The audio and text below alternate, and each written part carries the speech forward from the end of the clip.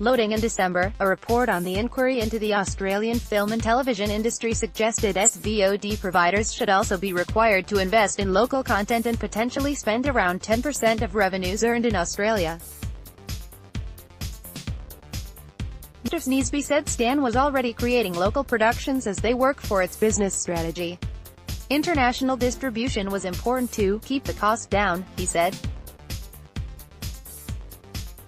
Stan has signed distribution deals with Disney's ABC International and Sony Pictures Television for the new local productions, but the shows are being created specifically for Australian audiences.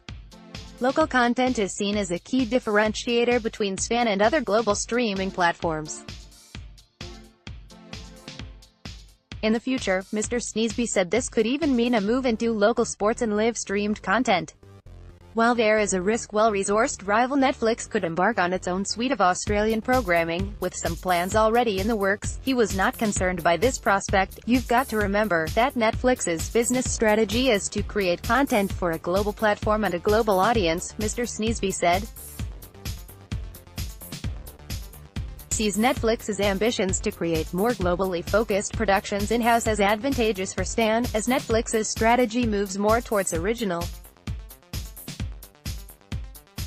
In some respects they are becoming a threat to the Hollywood studios, he said. Netflix has been open to say they're going to produce most of their content themselves, so that natural force that is at play has already positioned us in a very important strategic position, he said. Disney recently announced the end to its distribution agreement with Netflix and announced it would be going direct-to-consumer with its own streaming service, expected to be launched in 2019, a Netflix spokesman said. 2 original Australian Netflix series are in production in Queensland, Tidelands and a yet-to-be-named Chris Lilly project, and noted there were several co-productions in place with the Australian Broadcasting Corporation.